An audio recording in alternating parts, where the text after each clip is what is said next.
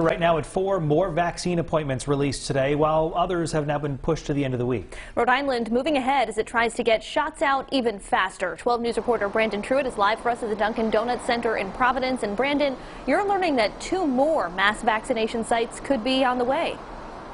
Yeah, Kim, the state is saying that one will be placed in the northern part of the state, one in the southern part of the state, and they're also weighing the option to place one in the East Bay as well. Things, though, are up and running here at the Dunk. It has been busy today. Non-stop people in and out, about 1,400, in fact, they're expecting today. But, of course, you've got to get your appointment first.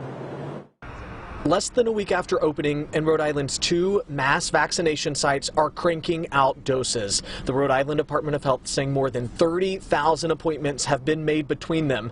More than half of those made in the last 2 days. I saw a very efficient operation where hundreds of people were being vaccinated. House Speaker Joseph Shekarchi touring the Dunkin' Donuts Center, saying he sees each of the state's 3 channels to get a vaccine playing a vital role in getting it out. Obviously, we need to get more done and faster. We're not satisfied, but I will tell you there's been a strong effort here, and I clearly think we're moving in the right direction. At the local level, the Cranston Senior Center, the Swift Community Center in East Greenwich, and West Warwick Civic Center have postponed Tuesday appointments.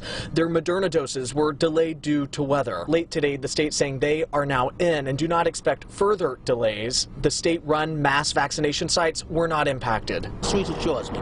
Representative Raymond Hull is the chair of the state's vaccine task force, getting a look at the operation himself too, saying the system is working out the kinks. He's optimistic things will get better. As I look at this process with the combination of the military and also now the Walgreens and CVS's that come on board, getting that message out that we'll get through this.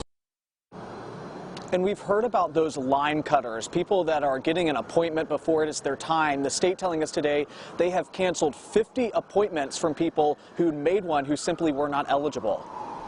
And Brandon, shifting gears just a little bit, the House Speaker was questioned today about Governor Gina Raimondo's transition. Any news on that front?